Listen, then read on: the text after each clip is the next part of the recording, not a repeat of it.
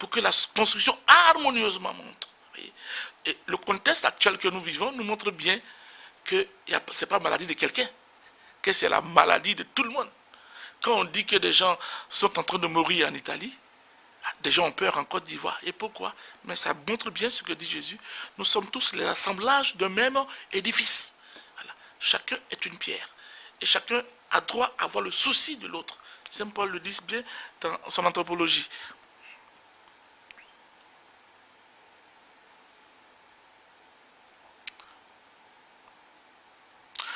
En clair, selon le texte que je viens de lire, que j'essaie de survoler un peu, que les gens, que les hommes croient en Dieu, ou que les hommes ne croient pas en Dieu, ou que les hommes ne croient pas en Dieu, cela ne change en rien le dessein éternel de Dieu. Voyez. Que les gens s'appuient sur le Seigneur, puisqu'on parle de fondement, on parle de pierre, que les gens s'appuient sur le Seigneur, ou que les gens ne comptent pas sur le Seigneur, cela ne change rien le dessein éternel de Dieu. Et le verset 7 le dit, à ceux qui croient, honneur.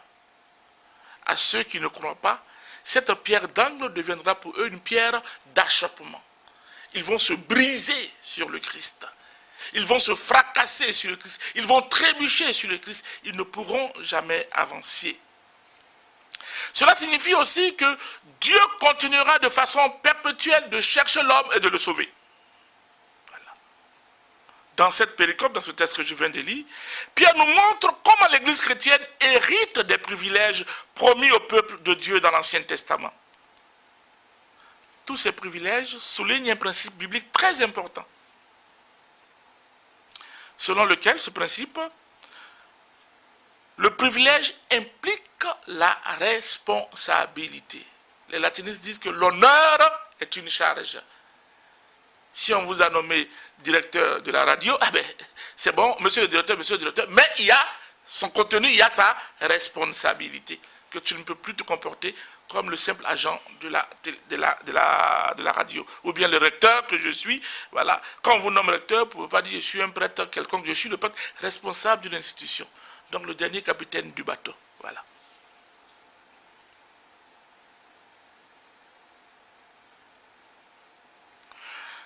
Donc tous ces privilèges soulignent donc le principe dont je viens de dire, l'honneur implique la responsabilité.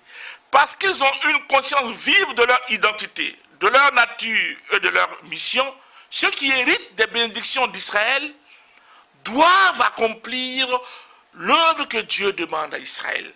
C'est-à-dire vouer une louange incessante à Dieu, le célébrant dans l'éclat de sa gloire et de sa majesté. Car, pourquoi? Parce que c'est lui qui a appelé des ténèbres à son admirable lumière. Voyez. Alors on va poser une question pour terminer là, enfin pour entamer la deuxième partie qui sera la partie un peu conclusive de mon propos. Alors certainement que d'autres demandent, mais depuis là le Père n'a pas encore dit que signifie appeler des ténèbres à son admirable lumière. Qu'est-ce que cela signifie? Les expressions antithétiques, ténèbres et lumière, sont nombreusement attestées dans la Bible et constituent même un thème fondamental. Si vous vous rappelez bien, le premier acte de la création a consisté à séparer la lumière des ténèbres. Les gens disent que Dieu a créé le monde par la méthodologie de la séparation. Voyez. Lumière, ténèbres séparées. Et si vous prenez le dernier livre de la Bible, comme pour parler comme l'autre, comme par hasardement, je ne crois pas que c'est par hasardement, dans les derniers chapitres de l'Apocalypse, chapitre 21, verset 23, si je ne me trompe pas, on revient sur le thème de la lumière. Et qu'est-ce qu'on dit là-bas? On dit que l'éclat de la lumière du soleil et de la lune, ça ne vaut rien par rapport à l'éclat de la lumière de Dieu. C'est-à-dire que l'éclat de la lumière de Dieu surplombe tout cela. Donc lumière au début, lumière à la fin. Séparation lumière et ténèbres, et lumière ténèbres constante tout au long de la Bible. Ces deux-là n'ont jamais cohabité ensemble. Elles s'opposent lumière et ténèbres, comme la vie s'oppose à la mort. Et quelquefois même dans la Bible, la lumière est synonyme de la vie. La lumière est synonyme de la vie. Si on prend Saint Jean, chapitre 1er, verset 4, ce qui fut en lui était la vie. Et la vie était la lumière des hommes. 1 Jean, chapitre 4. Donc, la lumière, c'est la vie. Plus loin même, d'autres diront que la lumière, c'est Dieu. Donc, ce qui n'est pas Dieu, ben, c'est la mort. Si Dieu, c'est la lumière, donc les ténèbres, ce n'est pas Dieu. Donc, c'est ce qui ne dit pas Dieu. Donc, cela nous amène à une autre connotation du terme ténèbres, lumière. Dans le Nouveau Testament, généralement, ténèbres et lumière désignent croyants ou non-croyants. Voyez? Dans un sens métaphorique, je ne parle pas des ténèbres en tant que ténèbres, il fait noir, existent. Mais quand on parle, comme là on parle, il vous arrache des ténèbres à son admirable lumière, ça veut dire qu'il vous arrache de votre incroyance à la connaissance de son nom. Voyez? Donc ténèbres et lumière situent un avant et un après. Avant, les ténèbres c'est avant la connaissance de Dieu. Voyez? Maintenant on peut me poser la question, mais Dieu nous a-t-il créés dans les ténèbres? Non, jamais. L'acte de la création est positif. Les exégètes disent que dans le premier, vous pouvez le lire, constater que dans le premier récit de la création, il n'y a même pas de phrase négative. Tout ce que Dieu a fait était bon. C'est à partir du chapitre 2-3 que les mauvaises choses commencent à venir. Donc Dieu, en créant, il a fait toutes choses bonnes. Donc les ténèbres, les ténèbres sont un moment de soustraction à la puissance de Dieu. Voyez, c'est le moment où nous nous soustrayons à l'action de Dieu. Nous nous soustrayons à la sollicitude de Dieu. Désemparés de la sollicitude de Dieu, nous sortons de la lumière. Nous tombons dans l'ombre. Dans les pièces de théâtre, ça se voit. Hein? Quand ça doit commencer, il y a une grande lumière et l'acteur arrive. Quand la scène est en train de finir, la lumière baisse progressivement. Voyez, voilà. La lumière est constante. Mais c'est nous qui nous soustrayons à la lumière. Donc quand Dieu vous voyez, c'est très fort ce texte-là. Moi, je peux rester toute la journée à commenter. Rien que appel et lumière. On dit, il nous appelle, vous voyez, des ténèbres à la lumière. Donc c'est une vocation. Voyez, mais donc la première chute de la parole vient de Dieu, certes. Mais la seconde la réponse vient de nous. Dieu appelle. Parce que Dieu nous trouve dans une situation dans laquelle il ne nous avait pas initialement mis. Et nous nous sommes soustraits de lui. Mais il ne se résigne pas à nous voir hors de lui. Voyez, rappelez-vous toutes ces paraboles de miséricorde, la brebis perdue, quoi encore, drachme perdu, l'enfant prodigue. Rappelez-vous. Vous voyez tout, il n'a rien fait. C'est les autres qui font tout.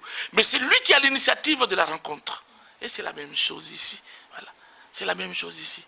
Dieu appelle des ténèbres à la lumière. Parce qu'il ne se résout pas à nous voir dans les ténèbres. Ça ne va pas avec lui. Ce qu'il a créé ne peut pas être dans les ténèbres.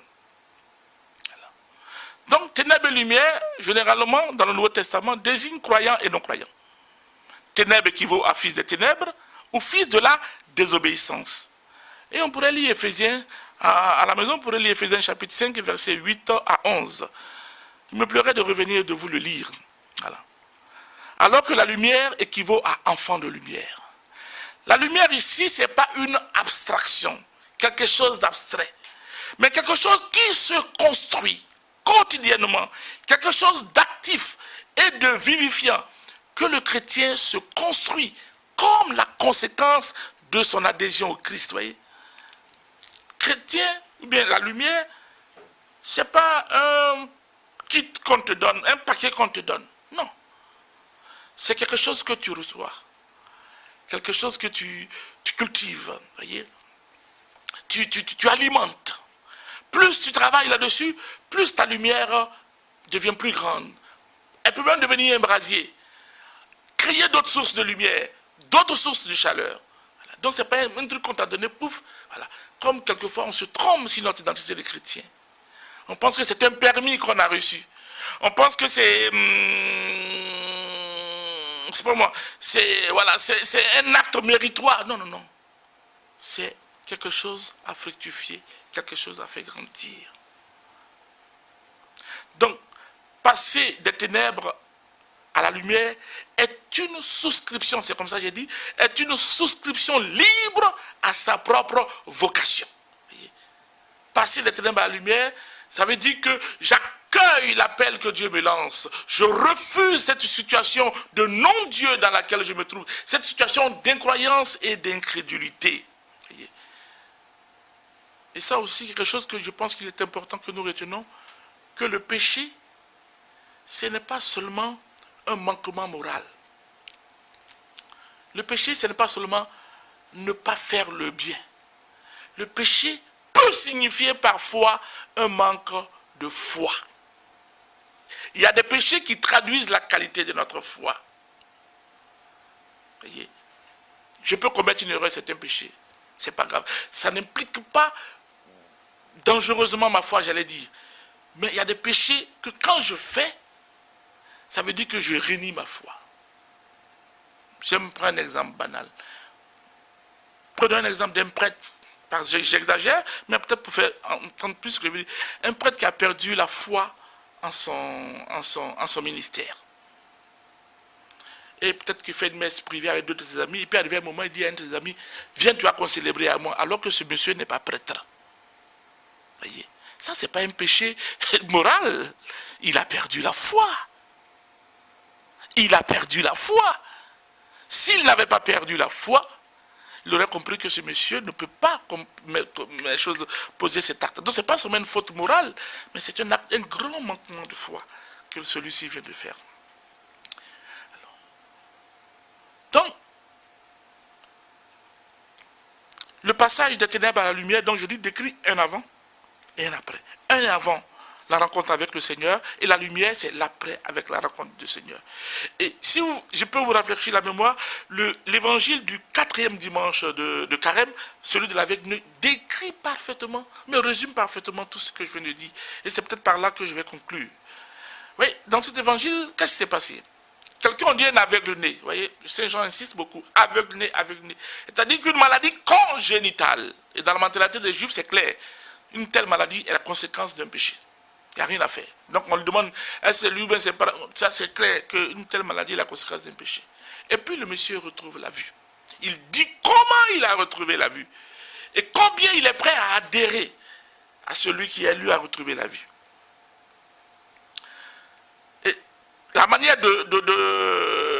dont Saint Jean présente cet épisode, la manière dont cet aveugle réagit, et puis la manière dont les pharisiens et autres chefs juifs réagissent, nous montre qu'il y a deux formes de cécité. Donc quand je dis cécité, il faut entendre deux formes de non-croyance. Ici je parle comme cela. Ou bien de vie ténébreuse, de vie dans le noir. Parce que c'est ça la cécité. Être hors de la lumière. Voilà. Il y a deux manières donc d'être aveugle, de ne pas voir. Il y a deux manières d'être dans les ténèbres. Voilà. On a une cécité d'origine. Ça c'est pour le malade là. Le gars là. Il est malade depuis le départ. Et puis on a une nécessité d'arriver. Ça c'est pour les pharisiens. Ils ont vu, mais ils n'ont pas cru. Voilà. On les a accusés d'être aveugles. Ils ont vu, mais ils n'ont pas cru. L'autre ne voyait pas, mais quand il a vu, il a cru. Alors que les uns attribuent la cécité de l'aveugle à un quelconque péché congénital, Jésus inverse la tendance dans cet évangile. La vraie cécité, ce n'est pas celle de départ, mais celle d'arrivée. C'est pour ça que Dieu appelle continuellement. Il ne nous situe pas dans notre sort. Qui est la conséquence du rejet de la lumière. Voyez. Les ténèbres, c'est le rejet de la lumière. La lumière, elle est permanente. Voilà. Elle est permanente. La vraie cécité, c'est le refus de croire. Les ténèbres, c'est le refus de croire. Parce qu'il y a un lien évident entre croire et voir. La foi est illumination. Ouverture sur des réalités nouvelles. Et la foi comme illumination nous projette, voyez, à triompher de ce que j'appelle la dictature de l'apparence, voyez. Ces choses qui nous pressent, qui nous oppressent, même qui nous compriment à la fin. À tel enseigne qu'on croit que c'est cela dans notre vérité. C'est ce que j'appelle la dictature de l'apparence, voyez. Alors, donc, ce thème du passage des ténèbres à la lumière, comme nous voyons, c'est vraiment un passage, une non-progression. Et les ténèbres aussi, je ne manque pas de le dire, aussi peuvent souligner aussi un aspect moral. Voilà. Si on lit après Ephésiens chapitre 5, verset 8, vous verrez, il y a les œuvres de la lumière, comme il y a des œuvres des ténèbres. Voilà. Les ténèbres se manifestent par certaines inconduites. Voilà. Ici, j'ai parlé de la foi, parce que pour moi, la foi est fondamentale. Quand vous vivez votre foi, quand vous assumez votre foi, il y a des choses que vous ne faites pas ou bien que vous ne faites plus. Voilà. Et donc, si vous vivez pleinement votre foi comme une illumination, comme une manière nouvelle de voir les réalités qui s'imposent à vous, alors vous progressez. Voilà. Donc, il y a aussi, comme je le disais, les œuvres des ténèbres, voilà, les inconduites morales, voilà, qui sont les conséquences, quelquefois, de nos manques de foi. Voilà. Parce que croire en Dieu, c'est croire aussi en son châtiment. Il ne faut pas qu'on oublie ça. Voilà. On croit beaucoup en la miséricorde de Dieu, mais on ne croit pas au châtiment de Dieu. Croire en Dieu, c'est croire en sa miséricorde, mais c'est croire aussi à son châtiment. Pas que Dieu châtie, mais que nous nous sommes mis dans la direction de son châtiment. Voilà. Alors je conclurai avec le verset, un peu plus haut du verset, du chapitre 2, pour dire ceci. Rejetez donc toute méchanceté, entendez toute œuvre des ténèbres, et toute ruse, toute forme d'hypocrisie, d'envie et de médisance. Voilà. Le verset qui m'intéresse, c'est le verset 2. Comme des enfants nouveau-nés, désirez le lait, pur de la parole, afin que par lui, vous grandissiez pour le salut. Vous avez goûté que le Seigneur est bon. Voilà. Je reprends. Désirez le lait pur, comme des enfants nouveau-nés. Le lait pur de la parole, afin que par lui, vous grandissiez pour le salut. Il y a un grand théologien qui disait qu'il y a deux formes d'athéisme. Il dit qu'il y a un athéisme implicite, et puis il y a un athéisme, comment je vais dire ça, pratique, concret, ce qu'on voit. Le gars, il te dit que je ne crois pas en Dieu, un point trait. Tu dis, ok, je ne veux même pas que tu parles de ça. Et puis l'implicite, moi je crois en Dieu. Mais en réalité, je ne fais pas grande chose pour savoir qui est Dieu et de ce qu'il attend de moi. Voyez, je me contente de réciter mon chapelet, de dire ce que mon curé me demande de faire, mais sans plus. Voyez. On est encore dans les ténèbres. La lumière, je vous l'ai dit, elle est vive, elle est active, et les prospectives. Demandons au Seigneur, donc, en ces temps où nous avons beaucoup besoin de sa lumière, de nous illuminer. Et que toutes les fois où nos pas, nos paroles, nos gestes pourraient nous conduire dans les ténèbres, voyez, dans les ténèbres, que le Seigneur lui-même nous retire, qu'il nous appelle, parce que nous sommes faits pour entendre sa voix, parce que sans sa voix, nous sommes perdus. Alors nous sommes faits pour vivre et vivre avec lui longtemps. À lui gloire et honneur pour les siècles des siècles. Amen. Merci. Grand professeur Sialou, Patrice Conan, qui vient de nous donner cet enseignement, ce riche enseignement, cette belle conférence des ténèbres à la lumière, et vous le voyez bien. Et quand nous l'avons présenté, nous avons dit que le père Sialou était licencié en sciences bibliques, c'est ça, être exégète. Alors, il est aussi docteur en théologie fondamentale. Alors, mon père, vous allez nous expliquer un peu d'abord, avant d'arriver au fond de votre conférence, un exégète, c'est qui? Alors, on va dire que littéralement, la parole exégète veut dire interprétation.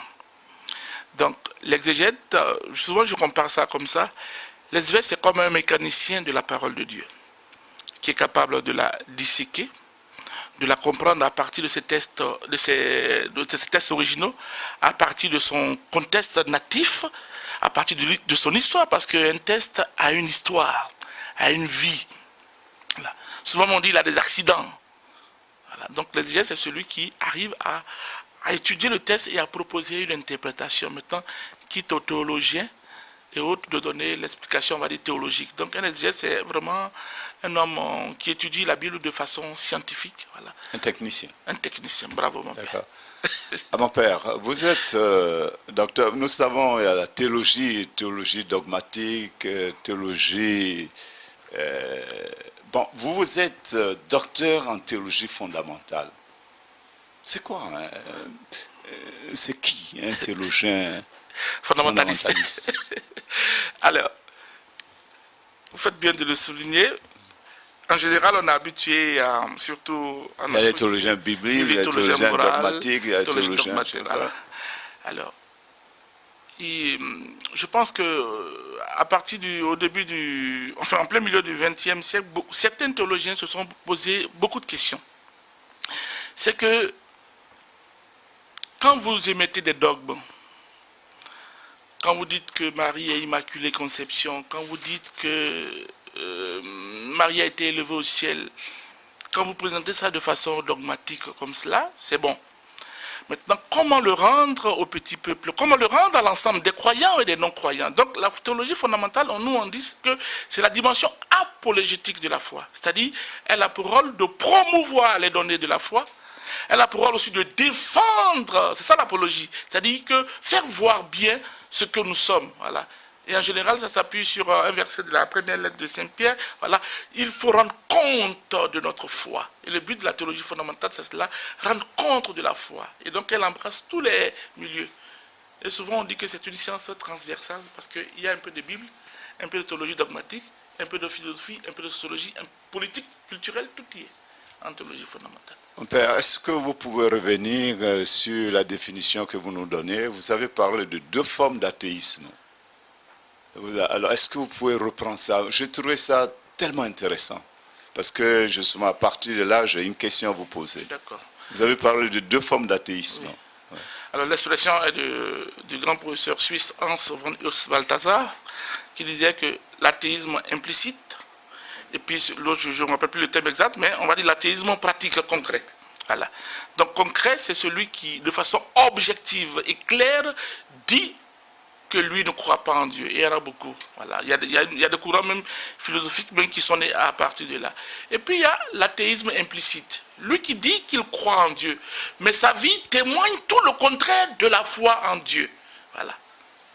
Alors, est-ce qu'on peut dire que ces chrétiens qui disent qu'ils sont chrétiens, ils sont baptisés, hein, mais ils disent, moi, je ne pratique pas. C'est-à-dire les dimanches où l'on nous invite à venir à l'église adorer Dieu, mais certains vous disent que maintenant, moi, je n'ai pas trop le temps.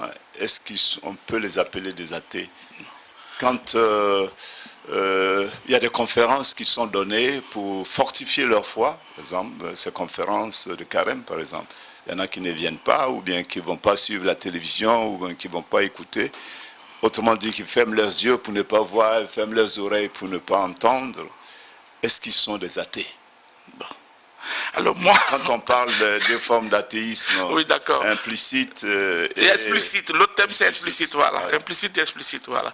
Alors, moi je ne veux pas dire, je me garde de dire de quelqu'un qu'il est athée. Si lui-même dit qu'il est athée, je constate qu'il est athée. Parce que comme je parle... À partir de la définition que Balthasar donne. Oui, d'accord. Et à partir de là, parce que à partir de sa définition, moi-même, je ne sais pas si je suis un athée implicite. Vous voyez. Donc c'est pour ça que je me garderai de dire, mais ce que je peux dire pour autant, c'est que celui, par exemple, qui ne croit pas que la foi est comme une graine de blé, est quelque chose qui doit croître, qui pense que la foi du baptême est suffisante pour la franchir de tous les autres exercices de vie communautaire, parce que la foi a une dimension ecclésiale et communautaire importante. Jésus n'a pas marché seul, marchait toujours avec 12 personnes. Donc celui-là, il se propose plus facilement sur la voie de l'athéisme que quelqu'un d'autre qui s'efforce à venir à la pratique, même si par moment c'est difficile. Voilà ce que je peux dire. Voilà. Merci mon père. Alors, en début de semaine, mon frère et ami Vincent Sarré, d'ailleurs, qui organise ces conférences, c'est lui qui en est le maître, hein, le maître d'œuvre, qui organise ces conférences. Je profite de ce micro pour lui dire un sincère merci pour ce qu'il fait. Et il me suit depuis que j'étais curé ou tu étais vicaire à Notre-Dame de la Tendresse. Alors mon père, il m'a accompagné voir la maison Saint-Joseph, c'est à Beaunois. Et là, nous avons une sœur, Marie-Pierre Logne, qui fait un travail formidable, je l'appelle justement Mère Teresa Ivoirienne, parce qu'elle a récupéré des enfants, un nombre d'une vingtaine d'enfants qui sont handicapés, psychomoteurs, sensoriels, et qu'il a récupéré quelquefois dans des tas d'ordures qu'on a jetés dans les poubelles, et elle les a récupérés. Aujourd'hui, ces enfants vivent. Mais ces enfants sont nés ainsi. Alors mon père, on dit que tout ce que Dieu fait est bon. Je pose la question, pas directement pour moi-même, parce qu'il y a beaucoup de frères et sœurs qui nous regardent, qui nous écoutent.